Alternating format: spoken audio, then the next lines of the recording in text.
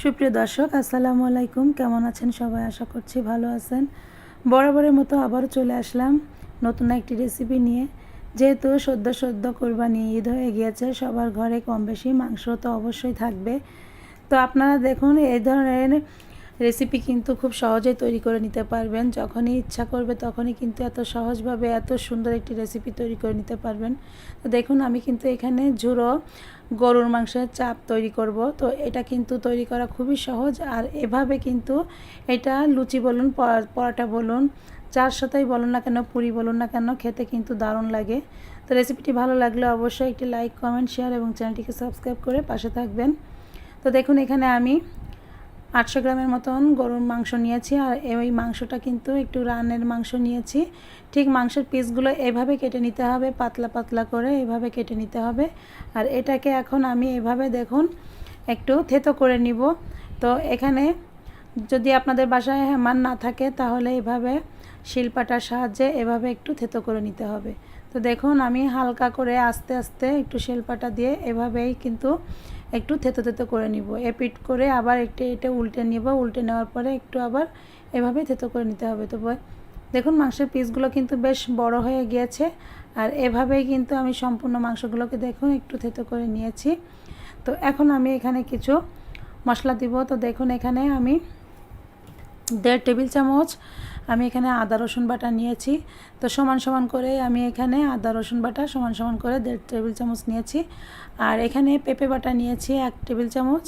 আর এখানে 1 টেবিল চামচ আমি দেখুন 1 টেবিল চামচের সামান্য একটু বেশি হবে পেঁয়াজ বাটা নিয়েছি। আর এখানে 1 চা চামচের সামান্য একটু বেশি দিয়েছি লাল মরিচের গুঁড়া। তো মরিচটা যে যেমন খাবেন ঠিক সেরকম পরিমাণটা দিয়ে নেবেন। আর এখানে আমি 1/2 চা চামচ দিয়েছি কালো গোলমরিচের গুঁড়া, দিয়ে 1/2 চা চামচ আমি এখানে গরম মশলার গুঁড়ো দিয়েছি। গরম মশলাটা কিন্তু এখানে আমার স্পেশাল বাসায় তৈরি করা গরম মশলা, সেটাই আমি দিয়েছি। আর এখানে দেখুন, আমি টক দই দিয়ে দিচ্ছি। আমি এখানে 2 টেবিল চামচের থেকে সামান্য একটু বেশি টক দই দিয়েছি। আর এখানে 1 টেবিল চামচ সয়া সস দিয়ে দিব। আর গরম মশলাটা হচ্ছে দারচিনি, এলাচ আর হচ্ছে আপনার জয়ত্রী, এটা একত্রে গুঁড়ো করা একটা মশলা, সেটাই কিন্তু আমি এখানে দিয়ে নিয়েছি। আর এখানে সামান্য একটু লবণ দিব, যতটুকু লবণের দরকার ঠিক সেই অনুপাতে লবণটা একটু দিয়ে দিব। একসঙ্গে বেশি লবণ দিতে যাবেন না, দেখা যাচ্ছে মাংসে বেশি লবণ হয়ে গেলে তখন খেতে পারবেন না। আর এখানে দেখুন 2-3 ফালি লেবু দিয়ে দিব। লেবুর রসটা কিন্তু একটু কম আছে, যার জন্য আমি এখান থেকে 2-3 ফালি লেবু জাস্ট মানে একটা ছোট সাইজের একটি কাগজি লেবু আমি এখানে দিয়ে দিয়েছি। তো দিয়ে এখন কিন্তু মাংসটাকে খুব ভালো করে মেখে নিতে হবে। তো এই মাংসটা কিন্তু ভালো করে মেখে নেবেন। আর মেখে যদি আপনার হাতে সময় থাকে, যদি চান যে সারা রাত রেখে দিবেন, তো সারা রাতও রেখে দিতে পারেন, বা যদি সময় হাতে না থাকে তাও আপনি এটা 2 ঘন্টা অন্তত রেখে দিবেন। তো 2 ঘন্টা আগে যখন খাবেন ঠিক তার 2 ঘন্টা আগে এটা মেখে রেখে দিতে হবে। আর আমার হাতে কিন্তু সময় আছে, যেহেতু আমি কিন্তু এটা রেখে দিব সারা রাতের জন্য রেখে দিলে দেখা যাচ্ছে এটা ঝুরা চাপ ভাজি হবে, যেহেতু এই মাংসটা অনেক সুন্দরভাবে সফট হয়ে যাবে, আর মানে ভাজিটা কিন্তু অনেক সুন্দর হবে। তো দেখুন, মাংসটা কিন্তু আমার ম্যারিনেশন করা হয়ে গিয়েছে। এটা এখন সুন্দর করে এটা একটি র্যাপিং পেপার দিয়ে আমি র্যাপ করে রেখে দিব সারা রাতের জন্য। তো আপনারা চাইলে এটা সারা রাতের সময় যদি পান তাহলে রেখে দিবেন, আর না থাকলে কোনো সমস্যা নেই, 2 ঘন্টার জন্য এটা র্যাপ করে এটা নর্মাল ফ্রিজে রেখে দিতে পারবেন। তো বন্ধুরা, আমি এভাবে র্যাপিং দিয়ে রেখে দিব, সারা রাত রেখে দিয়ে দেখুন, সারা রাত রেখে দেওয়ার পরে আমি এটাকে বের করে নিয়েছি। মাংসটা থেকে সামান্য যখন একটু এরকম পানি বের হয়ে আসবে কোনো সমস্যা নেই, এই পানিটা বের হয়ে আসলে কোনো সমস্যা হবে না। এটা যখন আবার পুনরায় আমি একটু মেখে নিব তখন কিন্তু ঠিক হয়ে যাবে। আর এই মাংসতে একটু পানি বের হলেও কোনো সমস্যা হয় না। তো দেখুন, এই যে আমি এখন মাংসতে একটু মশলা দিব। তো যখন মাংসটা ভাজবেন, ভাজার কিছুক্ষণ আগে এই মশলাটা অবশ্যই দিবেন।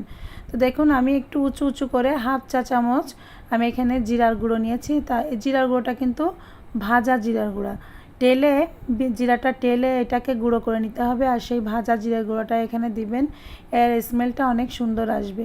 তো মাংসটাকে আমি কিন্তু আরেকটু মেখে নিয়েছি। এখন আমি দেখুন এখানে বেসন দিব। তো এই বেসনটা আমি প্রথমে এখানে 3 টেবিল চামচের মতো বেসন দিয়ে দিয়েছি, আর যদি পরে লাগে তো পরে আবার অবশ্যই আবার বেসন দিয়ে নিতে হবে। তো দেখুন আমি প্রথমে বেসনটা দিয়ে একটু মেখে নিয়েছি, আর মেখে নেওয়ার পরে মনে হচ্ছে আমার আর একটু বেসন লাগবে, তো আমি আর একটু বেসন দিয়ে দিচ্ছি। তো শুধু এতটুকু করেই কিন্তু এখন ভাজতে হবে, আর কিছু করা লাগবে না। মাখাটা ভালো করে হয়ে গেলে শুধু এখন ভেজে নিতে হবে। আমি কিন্তু কড়াইতে তেল বসিয়ে দিয়েছি, তো মেখে নিয়েছি। মেখে দেখুন এইভাবে আস্তে আস্তে করে তেলের উপরে দিয়ে এটাকে ভেজে নিতে হবে। তো পিসগুলোকে আমি আস্তে আস্তে এইভাবে তেলের উপরে দিয়ে আমি এই চাপগুলোকে সুন্দর করে ভেজে নেব। তো চাপগুলো দেখুন আস্তে আস্তে এভাবে একটু উল্টে পাল্টে এভাবে দিবেন, আর দেখবেন যে যেহেতু আমি এটা ঝুরা চাপ ভাজি করছি, তো এটা কিন্তু আস্তে আস্তে খুব মানে ছেড়ে ছেড়ে যাবে মাংসের গায়ে থেকে, এরকম আস্ত থাকবে না। আর এই চাপ ভাজিটাই কিন্তু খেতে দারুণ লাগে। তো আস্ত চাপ ভাজি খাওয়ার একটা মজা, আর এই চাপ ভাজির খাওয়ার মজাটা কিন্তু একটু আলাদা। এভাবে খেয়ে দেখবেন দারুণ লাগবে।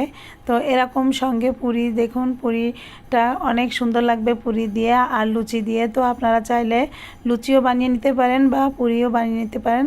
তো এই পুরিগুলো কিন্তু আমি তৈরি করেছি। তো আপনারা যদি এই পুরি রেসিপি দেখতে চান অবশ্যই কমেন্ট করে জানাবেন, তাহলে এই রেসিপিটি আপনাদের আমি তৈরি করে দেখাতে পারবো। তো যাই হোক, দেখুন এই পুরিতে কিন্তু এত সুন্দর চাপ ভাজি, খেতে যে কি মজা। আর এরকম ঝুরো চাপ, আমার কাছে তো মনে হয় এরকম ঝুরো চাপটা খেতে খুবই ভালো লাগে। আর দেখুন সারা রাত ম্যারিনেশন করে রাখাতে মাংসটা কত সুন্দর গলে গিয়েছে। আর এরকম মাংসই কিন্তু আসলে এই ধরনের খাবার এইভাবে খেতে কিন্তু দারুণ লাগে। আর আমি তো কি বলবো, আপনার বাসায় একবার তৈরি না করলে, না খেলে বুঝবেন না। তো বন্ধুরা, রেসিপিটি কেমন লাগলো অবশ্যই কমেন্ট করে জানাবেন। বেশি বেশি লাইক, কমেন্ট, শেয়ার এবং চ্যানেলটিকে সাবস্ক্রাইব করবেন। পাশে থাকা বেল আইকনটি ক্লিক করবেন যাতে আপনি আমার নতুন ভিডিও নোটিফিকেশন সবার আগে পেয়ে যান। সবাই ভালো থাকবেন। নতুন রেসিপি নিয়ে আবারও দেখা হবে। আল্লাহ হাফেজ।